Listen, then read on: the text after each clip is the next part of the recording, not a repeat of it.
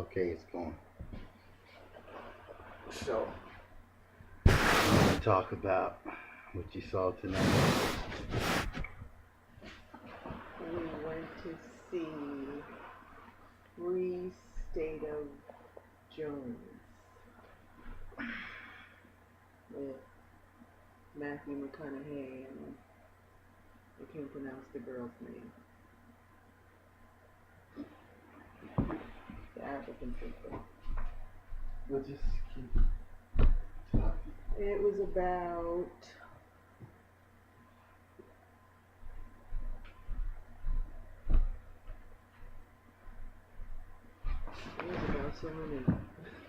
so many different things.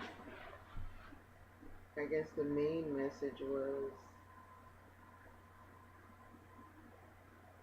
freedom, fighting for their freedom and their rights.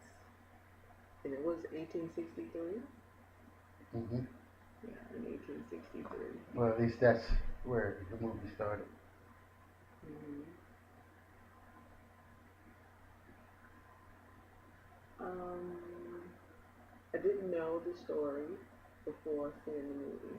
You knew the story prior to. Some of it. Mm-hmm. Some of it, not like expert on it. Yeah, I didn't know the That story. actress is Google Yeah, and Google. Dr. Raw. Right, I like that. Kerry Russell was also in it. Mahershala Ali is also in it. Oh, that was the one Moses the character. spoiler alert, but I don't want to say that. Sean Bridges. Which one was he? He was the friend. The one who Oh, left and came back. right, okay. Um,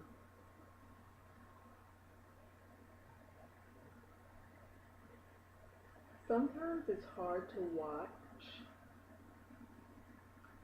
these movies, not because I don't want the information, of course, it's always good to learn, but it's just hard to see that people had to live in slavery, in servitude to others because of the color of their skin, and that Moses had to lose his life because he was a black man. And the way that they killed him, that was like, it's just hard to see sometimes. I don't understand that. Not having, of course, grown up in anything like that, but you read about it and on your own, because like you were explaining in the car, and they're not telling you in textbooks in school what the real deal is as far as slavery is concerned. But I just find it hard to watch sometimes. And of course, I'm just watching it. I didn't live it, so imagine, it brings tears to my eyes just to see it in a movie depicted by actors who I know are not real people going through it. So if it moves you like that, if you're in it, so those are somebody's life. That's somebody's story. They actually went through that. That man actually died like that. It just, it's a lot to take in.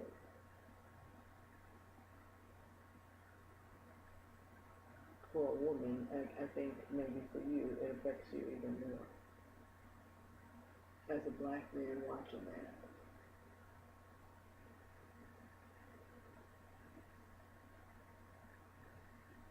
Is that the case? Oh, absolutely. Are you kidding? Absolutely. If you look at films from a personal perspective of who you are, it's definitely going to make you think about your own ideas and perceptions, see what's going on in the broader society, whether you're just only looking at the media or you're looking at society in general. The whole art imitates life and vice versa. And it's like a chicken and egg type of argument. But then when you have these stories that are put on and people looking for truths, Hmm. It's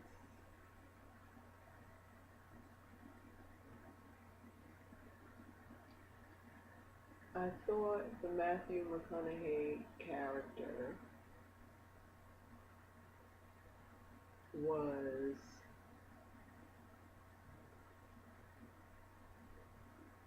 I think he didn't start out having the care and concern. He, I don't feel that he was like somebody who had black people in his life prior to Guru coming to save the son.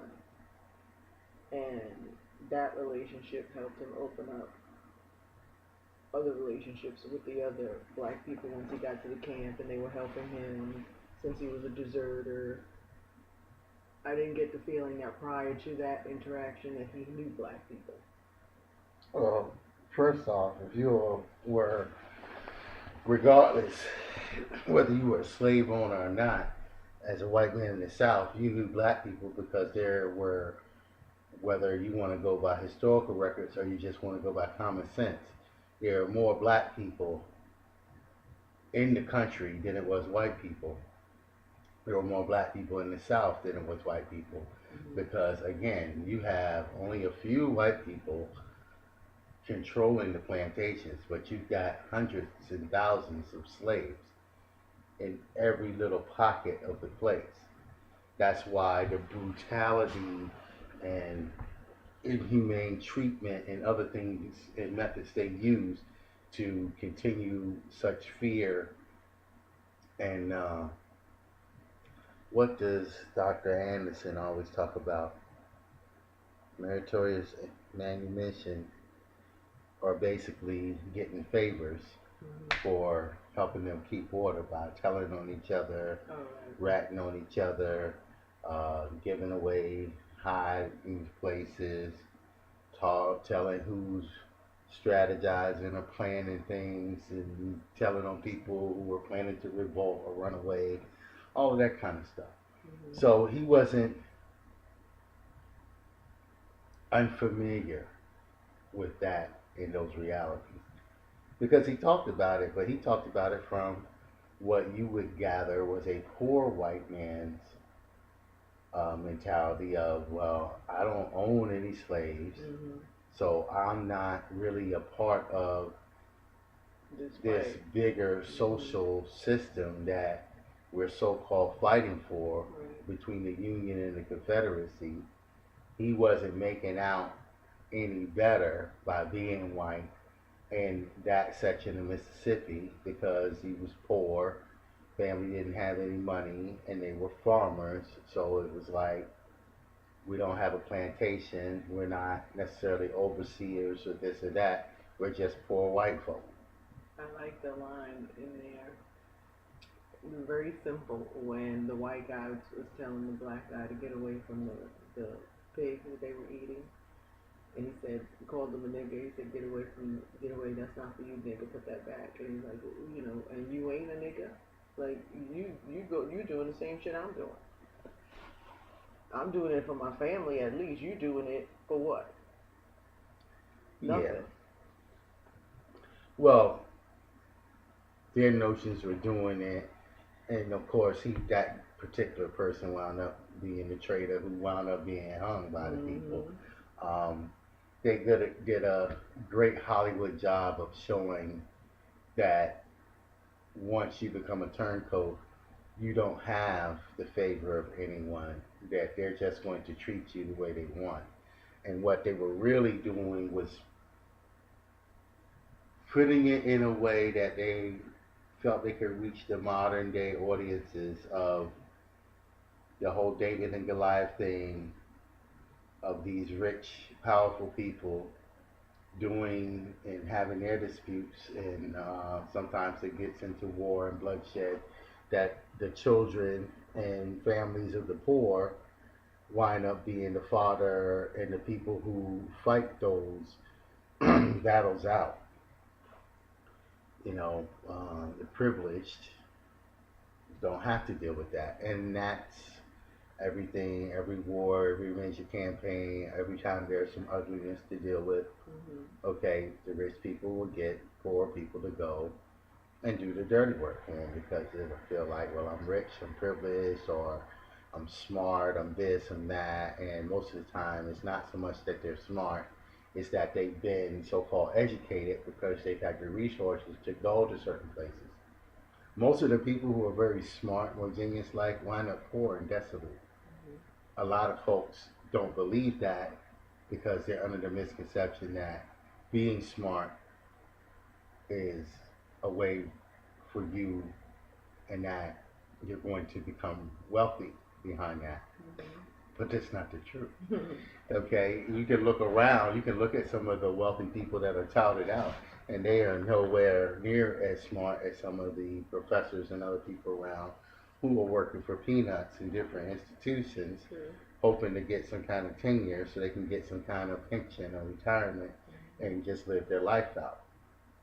Now, you always have the true capitalistic mindset out there to say, well, those people aren't applying themselves and they could have whatever they want, or the prosperity preachers out there who say, oh, it's just you don't want to be rich enough, you're not focusing on it enough. And, it's just like, come on, stop with that. Uh, I feel like this movie did not get a lot of press and or a lot of talk. And Because of the subject matter? not only the subject matter, some of the things they showed, they were pretty bold in what they showed. Whenever you have a so-called major film in the United States, and they showed lynchings and showed well, they inferred, but they showed it enough that people knew exactly what they were looking at with the genital mutilation of the black man, the only group of people on the planet where people were lynching them and cutting off your genitals. So again, when it goes to the whole penal size thing, what are you messing with my genitals for? You hate me, just kill me. But no, you got to mess with the genitals, and that's all the time. That was rough. So people need to pay attention to that. You know, so it wasn't just because of the movie itself, it was because of some of the things it covered. It hit on a lot of different points, very much controversial. But that's, you know, where it's at. It was a very quiet box office. They didn't talk a whole lot about it.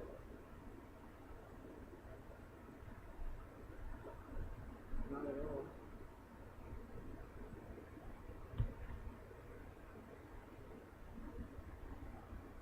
So, talk about the relationship, because I thought it was a little peculiar that you had a relationship between this black woman that had been raped and abused by white men with the white man. Now that was true. Right. It did happen. So they weren't like making it up. But I just thought that was, see, a lot of the MGTOW, and right now it's escaping me, I'm gonna look that up because I don't want the brothers to feel disrespected, but the brothers that are into that same mindset out there are saying that the black woman was a traitor and she always did that, and the men believe that it's just a woman thing where, hey, you go for the more powerful, knowledgeable men, those 20% of men, and most majority of women going for those guys. And if the woman feels like the man's powerful, or she can get in a better position with him. Regardless of what, she's gonna go and do that. She's not gonna stick with her own man. Mm-hmm. You know, they did do good by showing the reunion of the black family in there Right. with Moses and the Moses character, and his wife and son, Mm-hmm. and that was very positive. Unfortunately, of course, for every step they give you, they're gonna give you three back. So, of course, you know he got that, but then he also had to die. So and not another one. It had to be him. So that's their game that they play. So if you know what you're looking at, you understand what's happening. But talk about that from a female perspective, because it's a lot of people who they got issues with that. I didn't have an issue with it, and it wasn't even something that I would question. Um, I felt that they had the connection in the very beginning when she saved the boy's life. He felt the connection to her then, but he's there with his wife, and he was not trying to play any games or be disrespectful or in any way. And she was black, so he wasn't thinking along those lines like, oh yeah, I want to get with her. But he definitely connected with her on a different level. He was very kind to her, and she was not used to that because obviously she's used to getting raped by her owner and disrespected by the rest of them. So she was surprised at his kindness, and he gave her a little gift of some gold because he didn't have any money to pay her. And she's like, I can't take this from him. And he's like, of course you can. I want you to have it. So they had their little connection, their little moment. Um, I saw the relationship developing, but I didn't find it strange or odd, even though she was being abused by a white man, because she knows that this man is not like that white man. I mean, how unfair would it have been for any woman to be in a relationship that's being abused or raped or dogged out by anyone and then taking it out on the whole rest of the race? Like, no, that I wouldn't have even accepted that. That wouldn't have made any sense. That's just like more racism in a different way for her to assume that every white man was going to treat her that way. Um, I thought and didn't expect that the wife would have jumped ship so quickly.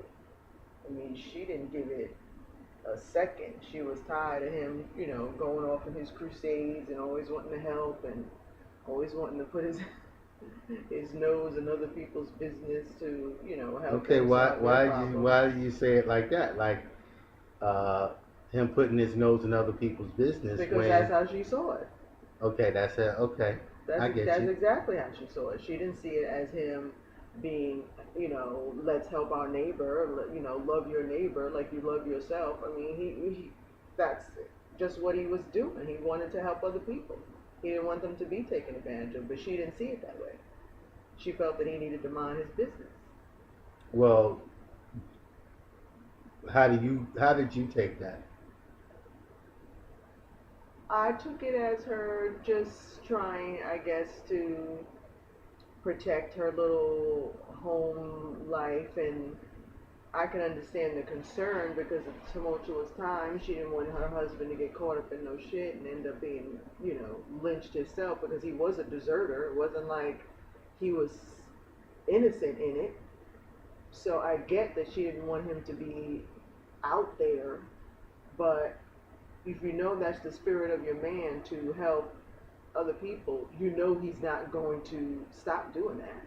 Okay, from the black male perspective, or just a male perspective anyway, but definitely because we are the human indigenous family on the planet, uh, the whole thing about being your brother's keeper comes to mind. But I see where you're coming from with that, but my thing is she wasn't concerned about her own, because if she was, she would have understood what he was doing, because they didn't have anybody else to look out for them, and the people, the soldiers in that area, were charged with. See, people have this notion nowadays, because we live in these modern times, about supplying and taking care of like a military or defense or what have you. And so when people complain about their taxes and some other stuff, and then they don't understand just how much money and resource it takes to maintain a military. And so when you had this side down there fighting, they didn't have the structure and stuff in place. So what they were going around doing was taking the food, because they got to feed those soldiers. They want to fight. They want to win the battles and win the wars. They got to have soldiers fed and taken care of as best as they could, which means, the whole take it from the local farmers. They're farming. They got crops. And sure, some people are going to come back historically and say they were paid, but in a lot of instances, there are people, of course, they're not paid. And so, if you're a little farming community and you're not looking out for each other, where the people coming around, and so they kicked this woman out, taking her pigs and whatever food she had and this and that. She like, I got kids to feed them by myself. They take that, we ain't got nothing, what we gonna do? And I got no backup. So somebody has to have the balls to stand up and say, hey, I don't care if I gotta put guns in the hands of babies to stand up for what we believe in and taking care of ourselves. We gotta do that. Our people have done that. Our stories that of those kind of events are never told. They will never be told, because the truth can never be let out about the real revolts of black people who were taken in captivity, ones who ran away and formed their own communities, who really, where they got guerrilla warfare from was us. Fighting tactics was us. So as a black man, when I'm watching those films and the brothers don't know stuff, I just gotta have to sit there and suck that up. When I know, okay, at least I give him this. He had to learn how to survive from them. So I give him that much in the film. At least they gave us that much. That okay, this white boy coming back here, running away. He ain't gonna survive here. We gotta show him. He's gotta watch us and observe how you do it, what you do, how to survive, how to take care of yourself, how to, take care of things when you're injured and do this and that. So at least they gave us that. But, of course, when it comes to the fighting and the this and that, they don't really give us too much, except for the fact that we will stand up and we will fight. And yeah, there's some stuff that, because slaves weren't allowed to handle weapons and do things of that nature, so you might not know certain little intricacies about the weapons and things of that time. So they kept it true enough to form for the movies,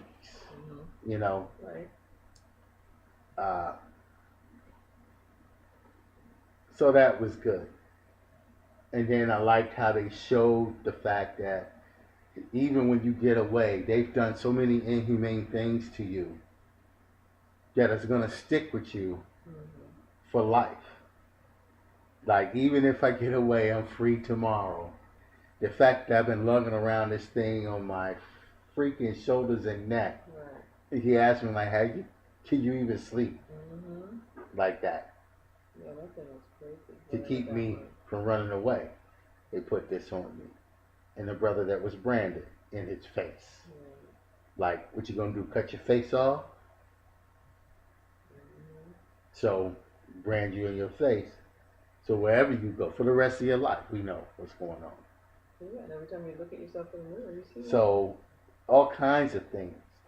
They talked about, the movie was good in the sense that they really talked about the equity the redistribution of wealth, the class struggle, even to the Reconstruction period when they were talking about Right. things with the slaves, and the brother saying, "Wait a minute, we free or we not free?" And again, the guy laughed and said, "You got it right. Right. You free and you not free." Mm-hmm. And say, "Well, what happened to the 40 acres and the mule and this and that?" He said they took that back. Mm-hmm. Okay, They reneged on that, brother. and you just got to see. Now, Dick Gregory always talks about how black people need to get over themselves and this and that, not understanding they need to go and see the history of John and read and really understand the history of John Brown and what he was talking about. And they marched up there talking, singing that. They sure did. John Brown's body moldering in the grave. Mm-hmm. And they know what they was talking about. Right. Because there's a certain segment, and it's not, oh, well, there's good white people and there's this and that and that. There's a certain segment when, and I always keep saying it, Tony Brown does a good job of saying it because he's very eloquent and he has the, the education background and everything else. And he talks about the fact that people need to wake up. And as some black people, one of my gurus even said this. He says, black folks, we got some stuff. We just got to we got to work. We got to get through it. Mm-hmm. And not put that on anybody else. That's us. That's ours. We got to own it. We got to work with it and work through it. Right. And I always say this. Poor white men and black men have to wake up and understand you're being used.